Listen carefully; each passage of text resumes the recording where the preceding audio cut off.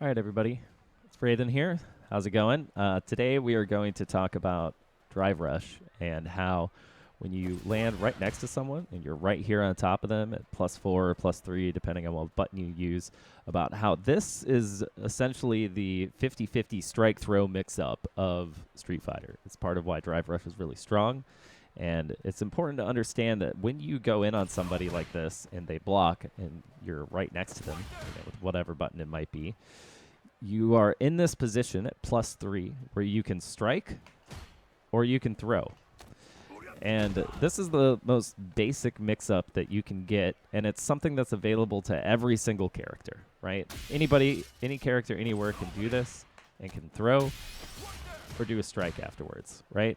And this is important because the way that this works, right, is that somebody either has to be really good with their delay techs to deal with throws, or they're going to think the throw is coming and do something like jump out or backdash or what have you, at which point the strike becomes more effective. And you've always got people who disrespect the plus frames and are like, I don't care, I'm going to mash anyway.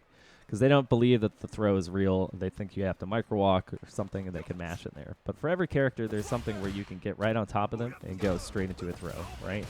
And this is something that's really, really critical for people who are, trying to improve in the ranks and everything, because this is a universal tool, and it's something that you can just incorporate into your gameplay, knowing that, like, hey, when I go onto them with Drive Rush, even if it's blocked, as soon as they block it, I know that I have a strike throw mix up here. I can go low.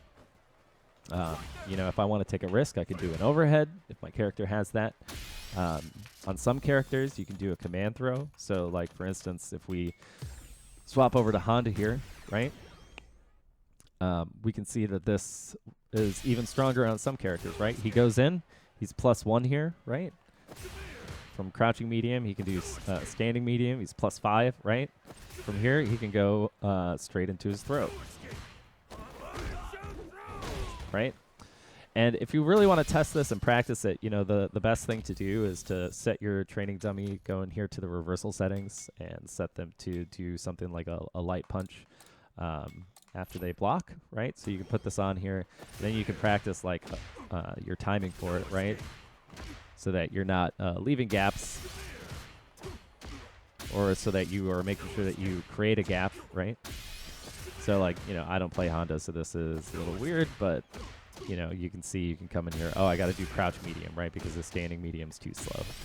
So come in here, practice the timing for this and make sure that I'm doing it correctly. Same thing with the throw option, right? Like, you want to make sure that it does actually beat jabs. If the command throw, doesn't beat the jabs, we want to make sure that we have an option that does, right? So maybe we know, like, okay, throw is a risk. So we got to make sure that we go in, we get our block. Okay, we're messing this up a little bit. We're getting our block, and then we're going straight into the throw. Oh. See, the timing's a little different because that one's +5 standing, right? That doesn't work against jabs. So some of these things are a little character specific where you got to find, like, what's the right button so that my tick throw works, right? So it looks like on Honda, like, standing jab will do it where it'll counter throw jabs. And, like, the nuances of this are a little different from character to character. But it's worth taking the time to go and figure out what it is for yours, right? Like, lately, I've been playing a lot of Chun-Li. Chun-Li doesn't do a lot of neutral drive rushes in my experience. She's a little bit more footsies oriented. But if I did and I get up here, it's going to be super plus. So before we have the reversal setting on, if I want to figure this out, we can go in here and say, okay, from here I'm +5. This is 2+. For a tick throw, we want to be like +3. So let's see, what's this? That's +2. This is +1. So maybe crouching medium said. Well, let's give it a go, right? Crouching medium. We're too far. Maybe it's... there we go. Crouching light. That's the nice stuff, right? Let's turn this on. Crouching light. Get the timing right. There we go. It's a little tight, right? This isn't something that you can do without a little bit of practice. But once you get it, right, you can get that counter hit every single time.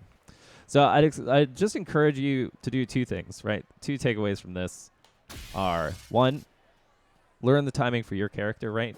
Go in here and set up the training dummy so that you're doing it correctly. You don't get mashed on in a match, right? For some characters, it's going to feel a little tighter than others, but you're generally looking for something that gives you, 2 to 4 frames of advantage. Any more than that, and your throw is going to whiff, and you can be mashed on. The other thing to remember, right, is that when you do get in here for this, is that you can always go into a combo afterwards, or a block string. And the choice between doing a throw when your drive rush is blocked and doing a strike when your drive rush is blocked is the important thing. You want to make sure that you're mixing it up between those two options so that you've got some real mix happening. There's a lot of people that I've played against where they just do the same thing after every block drive rush. You know, the drive rush gets blocked and they do a shimmy. The drive rush gets blocked and they do a throw every single time. And you don't want to be predictable. You want to use this point of contact where your drive rush gets blocked.